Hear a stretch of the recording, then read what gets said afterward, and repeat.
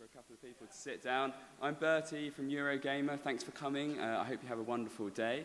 But you're all here to see The Witcher 3. We have Mateusz Tomaszkiewicz, all the way from Poland, here to present it. So give him a warm applause.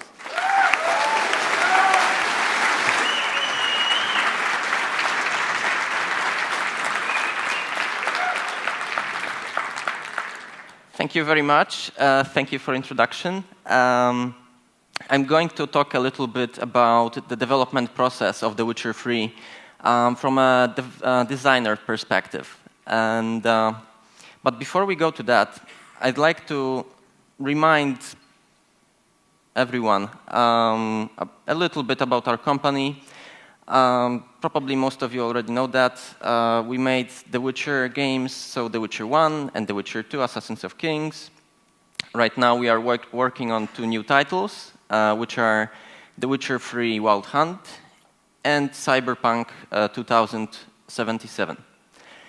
I'm going to focus in this presentation on The Witcher 3 development, but before we go to that, I'm going to show you our gameplay debut trailer.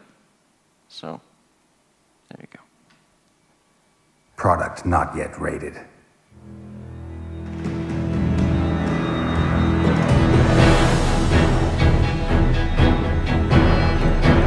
Six months, God's legions had pierced the heart of the northern realms. Behind them, blood-soaked fields, war-swept wastes. A lone wolf roamed these broken lands, a beast slayer, a whirlwind of rage and steel. They say he was a man obsessed, chasing memories, faces, scents. Yet amidst the chaos, he could only follow his heart.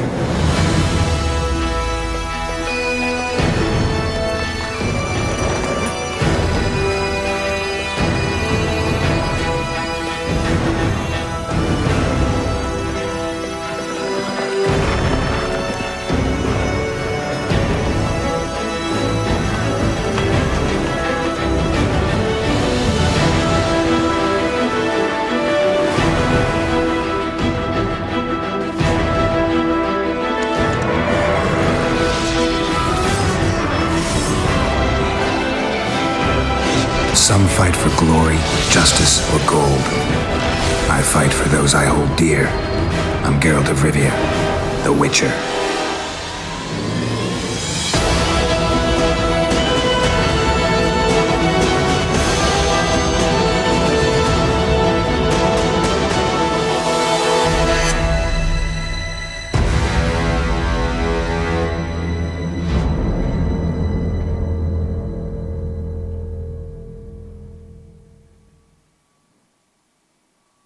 Okay. So, this was a little introduction to The Witcher 3.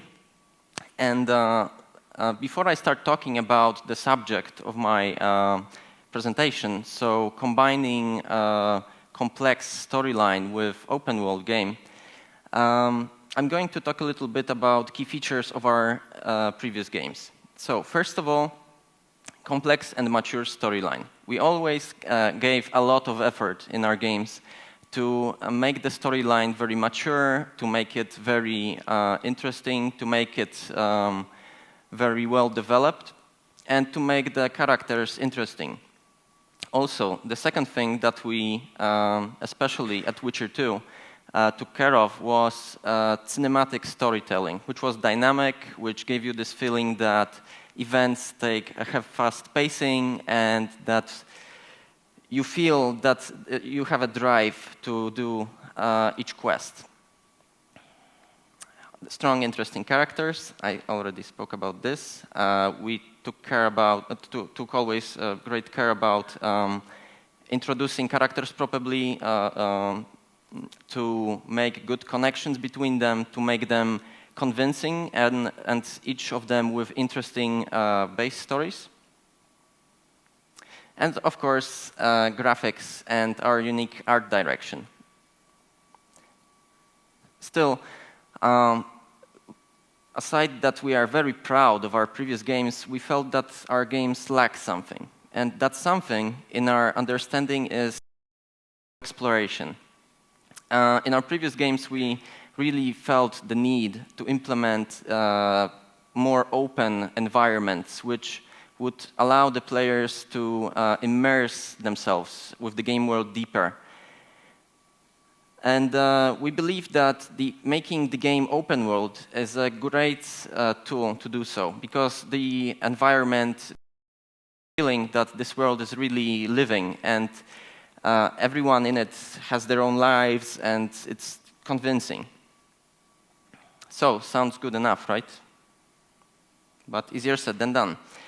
When we started working on The Witcher 3, we discovered 3 main design problems that we believe we need to take care of. First one is the pacing. This one worried us because the players have to traverse very large areas. So how to keep the dynamic pacing in our quests? How to make the storyline dynamic? Second was complexity. And here we were worried that the players might forget about connections between the factions, between characters, between many, many details that we have in our games, when they will be allowed to roam the open world, which is huge, and to make side quests, which are very numbered. The third problem, which is really important as well, is how to avoid creating repetitive events. We don't want our quests to be repetitive. We don't want them to be FedEx quests. So I'm going to go through each and every problem one by one. So first of all,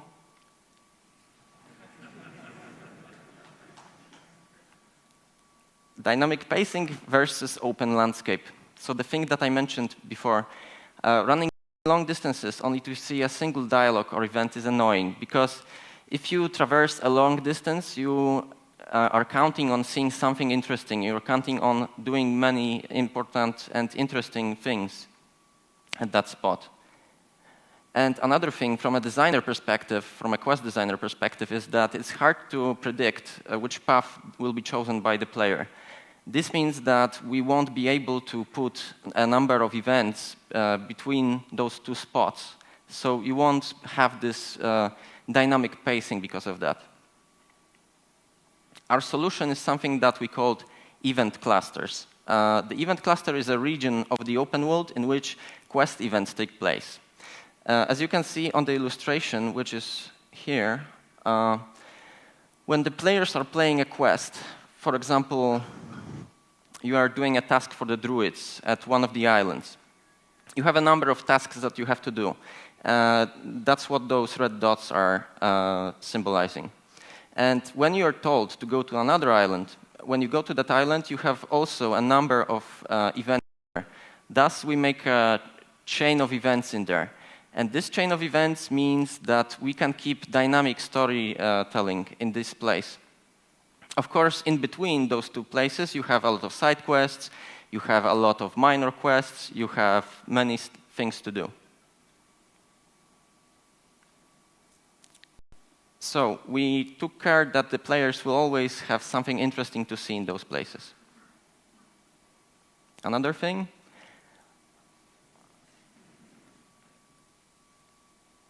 complex story versus number of quests. As I said before, we believe that vast number of side quests and gameplay activities in the open world might become an issue if the storyline will be as complex as it was in the previous games. And we aim to make it as complex and as mature as it was before. We are not making any compromises because we are implementing the open world. We want to keep it the way it was. And we need to find a way to make the players able to follow all the dependencies and between factions and characters that take part in the story. So what is our idea? Actually, we have 2 of them. The first one is attractive reminders. The first one of those reminders is a storybook. It's a new feature that we are implementing in The Witcher 3. Those will be animated reminders that will remind you what you did last time in the main storyline. Those will be also narrated with voiceovers. And the second thing is flashbacks. So the feature that we already used in the previous Witcher games, Those are animated sequences that remind you what the consequence, what was the choice that caused this certain consequence at this certain point. It is also animated and with narration. The second thing is NPC's design. We make sure that each and every of our characters is distinctive and memorable, either by interesting dialogues and scenes that introduce those characters, also by unique graphic design. We have many models in The Witcher 3, much more than in The Witcher 1 or The Witcher 2. Another thing from the quest designer perspective is active role they take in the game. So they are not merely who give you quests and wait for you until you do them. They actually take part in the storyline and that in the events that take place, like they did in our previous games. So they are involved in the chain of events that I spoke about. So this is the last problem that we need to deal with. And those are initial reactions of designers to the vast size of our open world. If you played World of Warcraft, you probably know what I'm aiming at.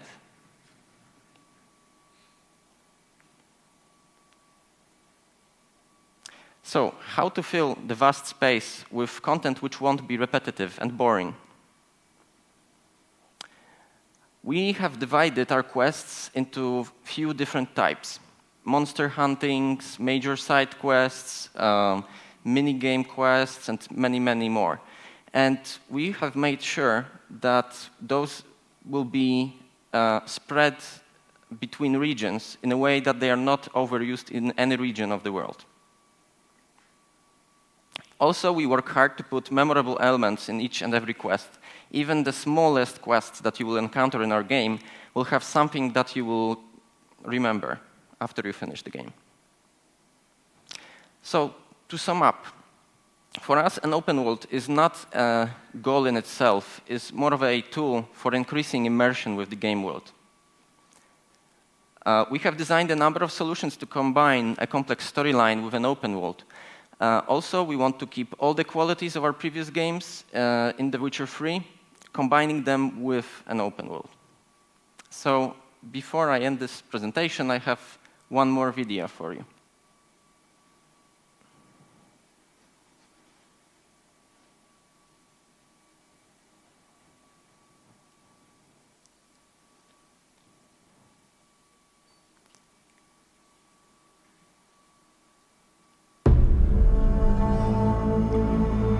By order of the Emperor of Nilfgaard, for the murder of the wounded, looting, cannibalism, you are hereby sentenced to death by hanging or torment.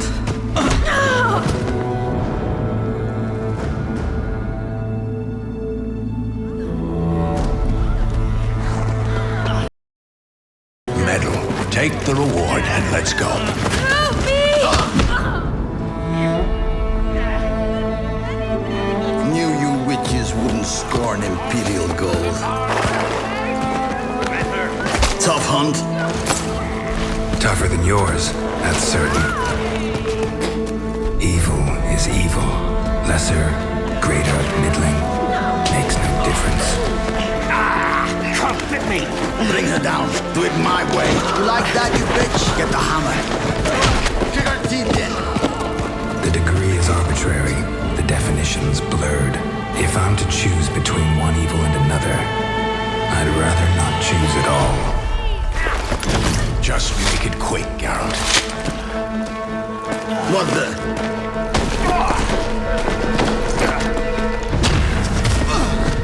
Close your eyes. Hit him.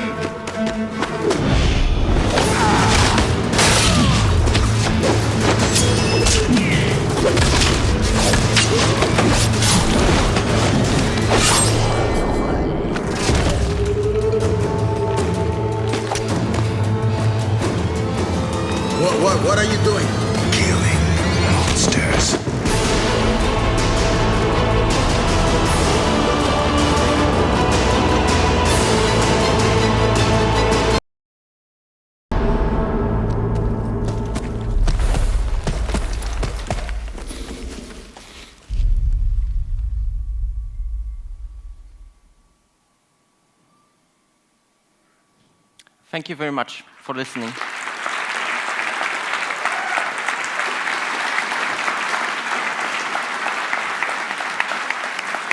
That was very good. Very rousing Thank you. trailer at the end. We have time for some questions. So if you have one, please put your hand up. It's kind of hard to see you with the lights in our face here, but we'll get a microphone to you. Fire away. We have one here in the middle.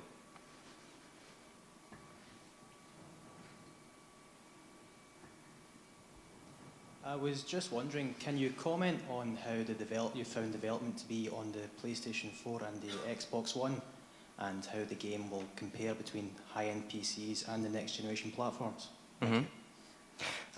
We are working hard right now to make the game work evenly on all three platforms, being PC, Xbox One, and PS4.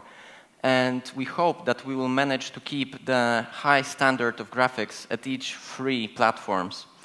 Our programmers are working hard to achieve that, and right now I can only tell that we are working on it, and we already managed to launch it on some platforms, aside of PC, of course, and yeah, we're working on it. Okay. Another one in the middle here.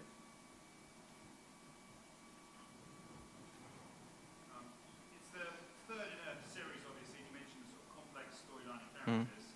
If someone hasn't played the first two, Yeah. is it, do you get caught up on sort of the situation, the events, Mhm. And the factions? We are working hard to introduce the storyline and the universe to each new player as well. So, in our opinion, it will be enjoyable for the new players as well. So, if you haven't played Witcher 1 and Witcher 2, you will be able to play The Witcher 3 and enjoy it and understand everything we have so far in the game. And actually, it was an issue with Witcher 2 that was reported to us by some fans on our forums, that some of them did not catch up on the previous events. So we are aiming to fix this in the third installment. And of course, it is, if you played the previous games and if you read the books, you will have more depth in game. You will understand more. But as I said, it will be enjoyable. Thank you. Okay. Yes, one at the back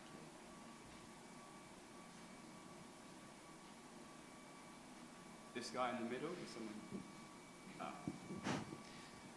Hi, I was just wondering, because CD Projekt hasn't actually been around that long in game development terms, and I was wondering what you think games have become much more ambitious in scale and development and popularity with each successive title that's come out.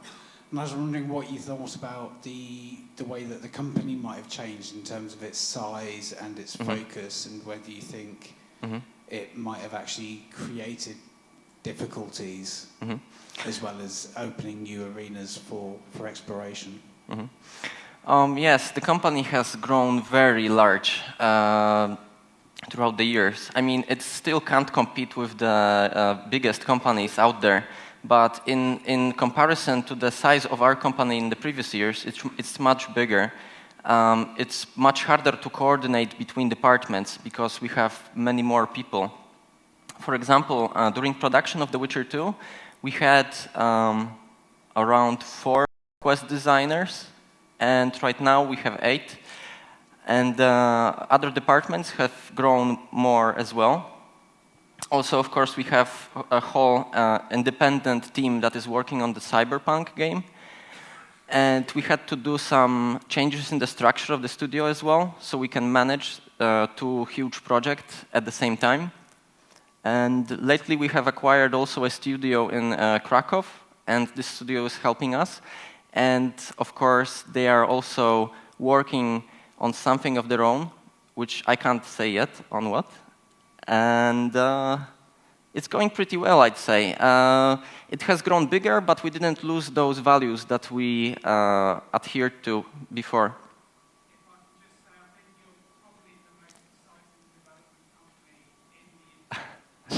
Thank you. Thank you very much. Another question? Yes, one. We have Geralt in the front row. Oh.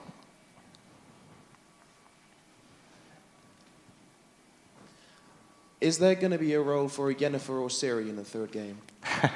I can't say that yet, but I can tell you that we will have characters from the books and from the previous games in the game. I'd like to understand more about the event clusters and how Yes. those drive the sequence in which players resolve the quests or encounter them. Mm-hmm. So you have those regions in which quest events take place. It's not like it's not a closed-off area. It's just a region of the open world.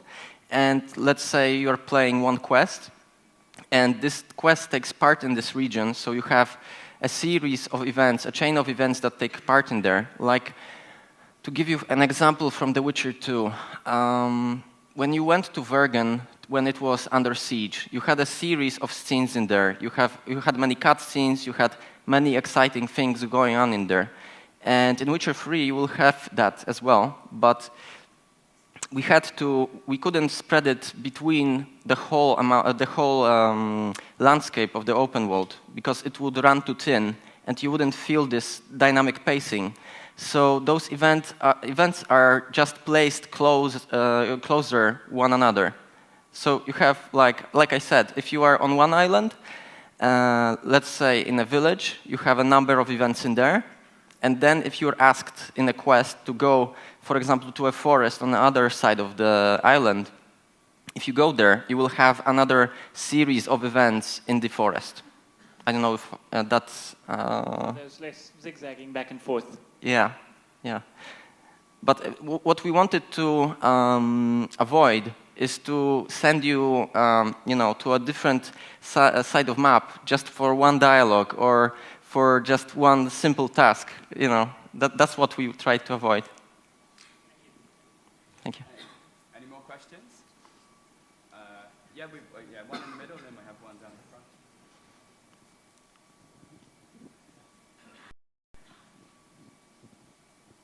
Hi, I was just curious what CD Projekt RED's position on SteamOS and the Steam boxes. Is that interesting to you, or is it just sort of like an extra rung on the ladder of the platforms you support? I think that's more of a question for my superiors, to be honest. But I know that it's not out of the question. I know that there is some interest in it, but as I said, it's not kind of decision that I could make or even be included into. We have one down the front first, and then we'll come back. Will you be implementing any features in the sense of like Xbox One's Connect or PS4's touchpad? Ooh, that's a tough question. It's hard to answer that yet because we are working on Xbox One and PS4 features exclusively. But it's not fully developed yet, so I don't know, to be honest.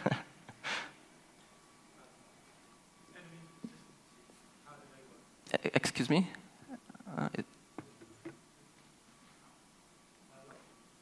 I don't think it's on. I'll just say louder, yeah.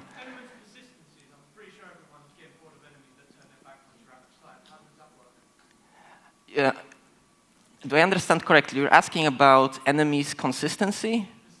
Persistent. Yeah. Oh, you mean level scaling? Oh, yeah.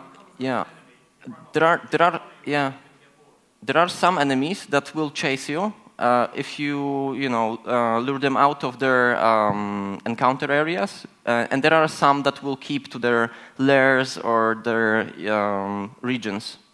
So it's divided.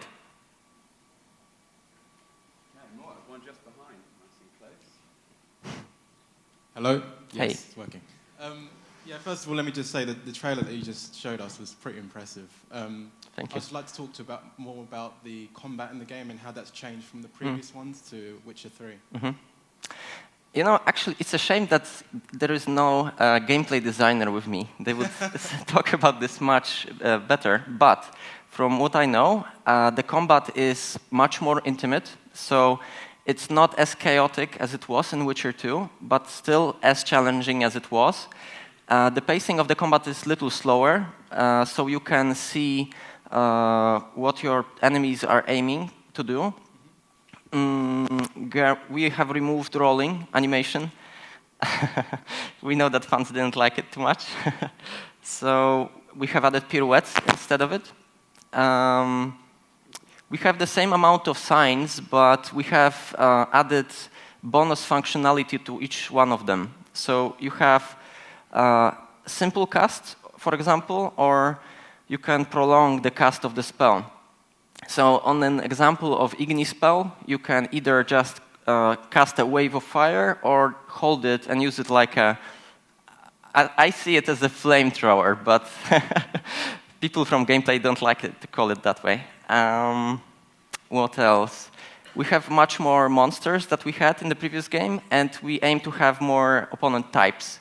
Also, we aim to make the opponents communicate during the combat, so it feels more natural. I don't know if that explains everything you wanted to ask. Yeah. Thank you. Any more? One here, and then we'll come down to the front. Good afternoon. Good afternoon. How do you plan on, well, are you able to talk about the modding community at all? Mm-hmm. And how you plan to implement some of them? Mm-hmm.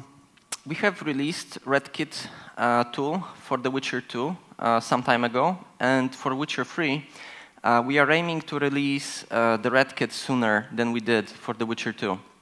But as it was with The Witcher 2, it's the reasons for the late release of the tool was that we needed more time to, to make the tool more accessible for modder community. So we don't want to release a tool which will be troublesome and too complex, but at the same time we aim to release it much earlier. Okay, we have one down the front. Hi, Hey. You mentioned how flashbacks and how we would see how they relate to choices we make. Mm-hmm. Does this mean that we'll see events or even event clusters changing to be drastically different depending on the choices that we make? You will see the event which took part when you were making the choice, and you will see a graphical representation of the event that transpires now. We used it for the previous games as well. It's an animated movie with narration beneath it, basically. Thanks. I think we are just about out of time for questions. So, Matthias, thank you very much, and I hope you enjoyed it. Thank you for having me.